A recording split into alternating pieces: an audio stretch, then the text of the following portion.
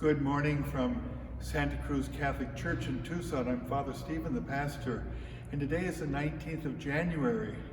And I want to read the apostolic letter, part of it, of Pope Francis, wherein he promulgates the year of St. Joseph, because we propose to do something special on the 19th of every month and also on the Wednesday of every week. It so happens that this week, Wednesday follows the 19th, so tomorrow I hope to post something, a little reflection on St. Joseph. But I thought it would be a good idea to begin with the Pope's letter so we understand why we're doing what we're doing. The title of the apostolic letter is Patris Corde, which means the heart of a father, the heart of a father. And it's written on the occasion of the 150th anniversary of the proclamation of St. Joseph as the patron of the Universal Church. And this is how the letter goes. I'm just going to read the first part of it. With a father's heart, that is how Joseph loved Jesus, whom all four Gospels refer to as the son of Joseph. That's a beautiful beginning, isn't it? With a father's heart, that's how Joseph loved Jesus. Matthew and Luke, the two evangelists who speak most of Joseph, tell us very little, yet enough for us to appreciate what sort of father he was and the mission entrusted to him by God's providence. We know that Joseph was a lowly carpenter, betrothed to Mary. He was a just man, ever ready to carry out God's will as revealed to him in the law and through four dreams. After a long and tiring journey from Nazareth to Bethlehem, he beheld the birth of the Messiah in a stable, since there was no place for them elsewhere. He witnessed the adoration of the shepherds and the Magi, who represented respectively the people of Israel and the pagan peoples. Joseph had the courage to become the legal father of Jesus, to whom he gave the name revealed by the angel. You shall call his name Jesus, for he will save his people from their sins, as we read in the Gospel of Matthew. As we know, for ancient peoples, to give a name to a person or to a thing, as Adam did in the account of the book of Genesis, was to establish a relationship. In the temple, 40 days after Jesus' birth, Joseph and Mary offered their child to the Lord and listened with amazement to Simeon's prophecy concerning Jesus and his mother. To protect Jesus from Herod, Joseph dwelt as a foreigner in Egypt.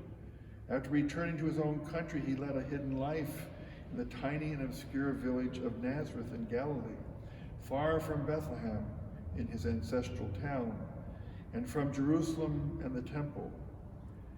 Of Nazareth, it was said, no prophet is to rise, and indeed, can anything good come out of Nazareth? When, during a pilgrimage to Jerusalem, Joseph and Mary lost track of the 12-year-old Jesus, they anxiously sought him out, and they found him in the temple in discussion with the doctors of the law.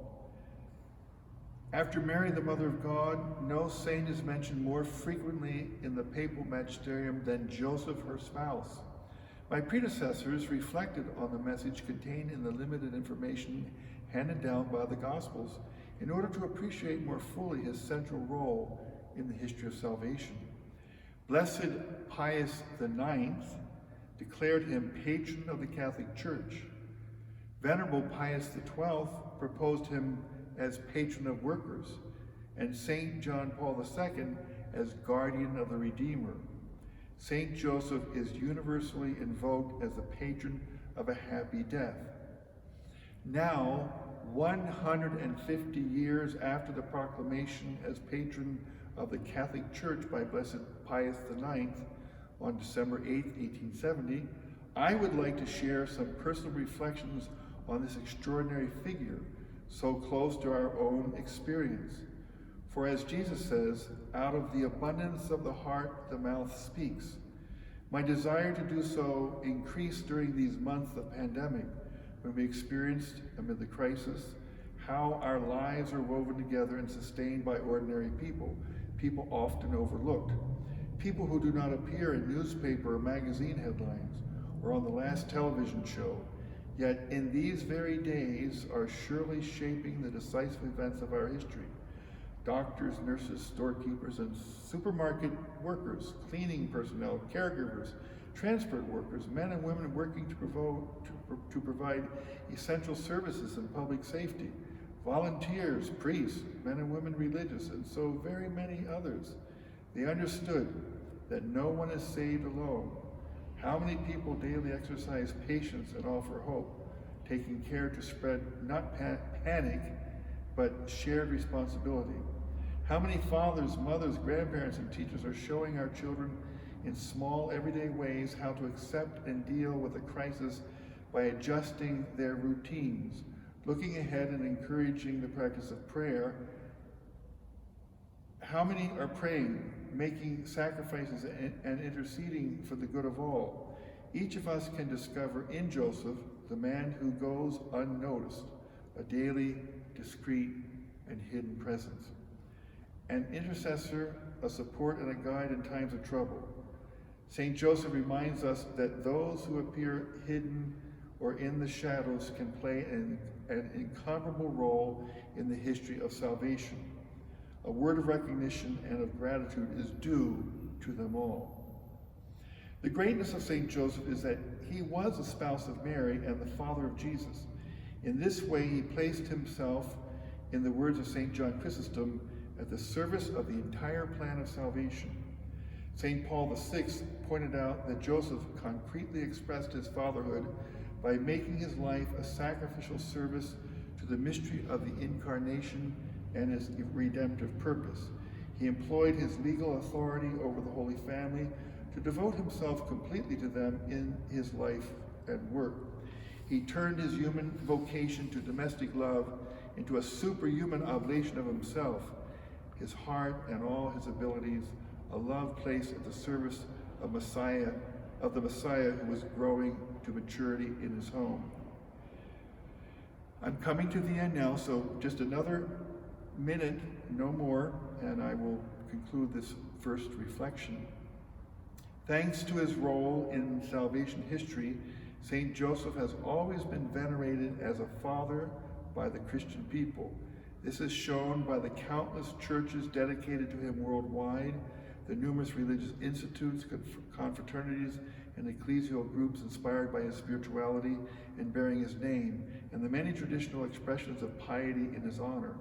Innumerable holy men and women were passionately devoted to him.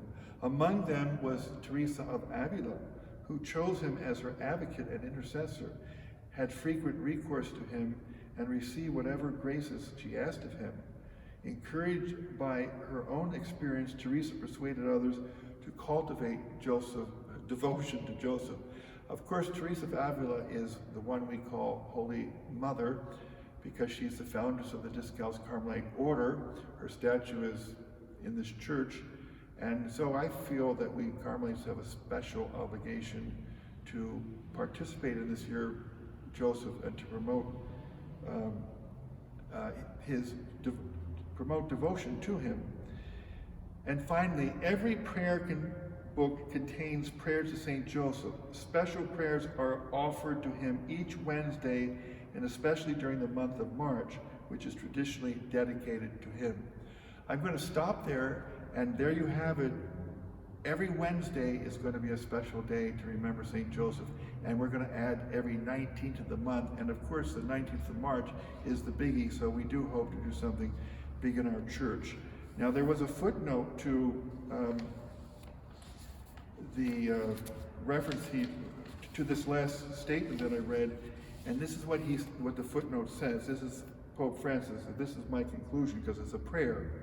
He says, every day for over 40 years following Lauds, that is morning prayer, I, Francis, have recited a prayer to St. Joseph taken from a 19th century French prayer book of the Congregation of the Sisters of Jesus and Mary. It expresses devotion and trust and even poses a certain challenge to Joseph. And here's the prayer, and I'll conclude today with this prayer. Glorious Patriarch Saint Joseph, whose power makes the impossible possible, come to my aid in these times of anguish and difficulty. Take under your protection the serious and troubling situations that I commend to you, that they may have a happy outcome. My beloved Father, all my trust is in you.